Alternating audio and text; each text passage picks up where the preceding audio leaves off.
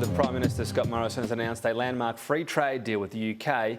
It's being touted as the most significant British deal of the post-Brexit era.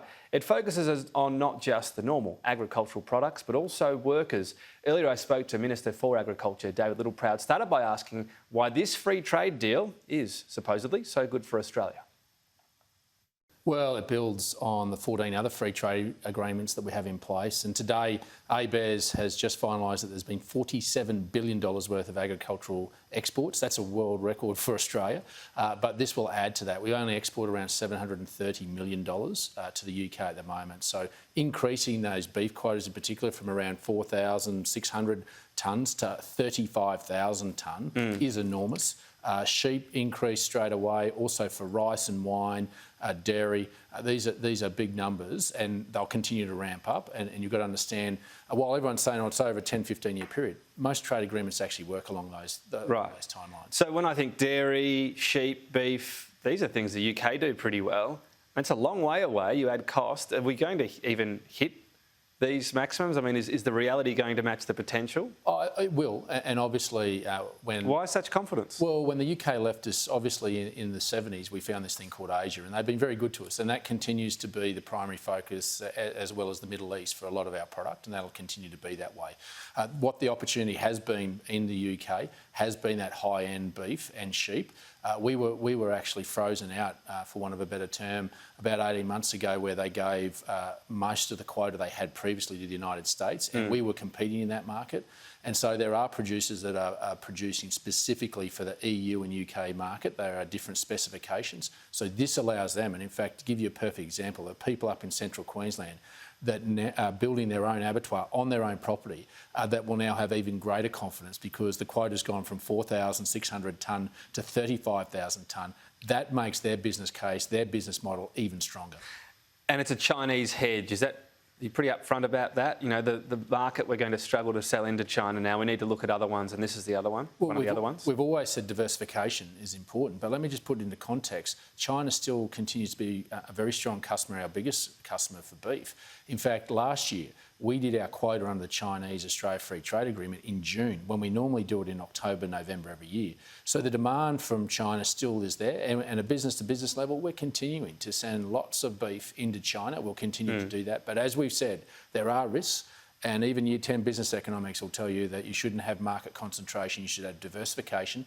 And so Free Trade Agreement number 15 gives our exporters the opportunity to send boats left and right if they've got trouble up the middle. Backpackers won't have to work on Australian farms anymore to sort of lengthen their stays. Is that conceding they didn't really want to? I know the UK, this is trying to get consistency with New Zealand because of our historical ties. And New Zealand, we don't ask them if they're here on the working holiday maker to do the 80 days in the bush. They can simply come here and work. And again, that's because they're close friends and they don't like the work much. I mean, that's the reality, isn't it? Well, put it any way you like. That's probably, and nor do Australians. We've incentivised as many Australians to have a crack at this. And in fact, all the incentives we put in place, there's only been 1,450 of them, Australians that have taken. Including relocation. So that's failed, that measure. Well, it just hasn't incentivised. Australians don't want to do this work. Our society's evolved. Young people now want to work in a pub or be a barista in their school holidays. When I was a kid, Mum wouldn't let me stay inside. I was out having to pick potatoes or rock melons and graduated to being a cotton chipper. That's changed. Society's changed.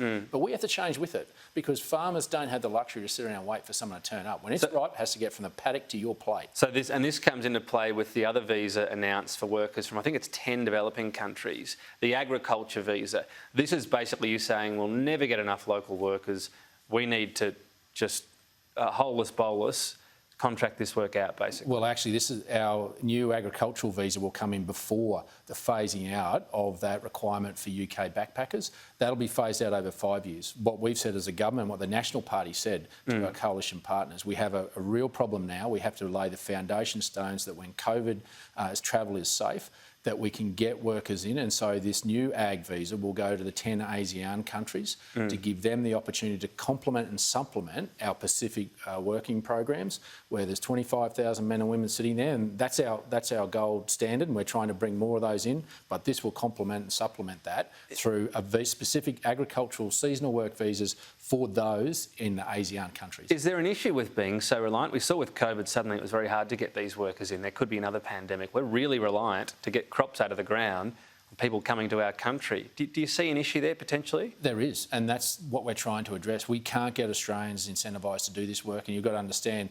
we're nearly back to full employment. Let's be candid, and particularly in regional areas. I've got shires in my electorate with an unemployment rate with a 2 and 3 in front of them. And so most of the unemployed are also, in their defence, thousands of kilometres away from where these jobs are. So it's very transient work. So we've got to be honest, the world's changed and so is our society. And that doesn't mean you throw your hands up and give up. You say, well, what's the next source? How do we actually make sure we give that continuity? Because if we don't, our farmers are making decisions now, commercial decisions about either to replant new crops for next year.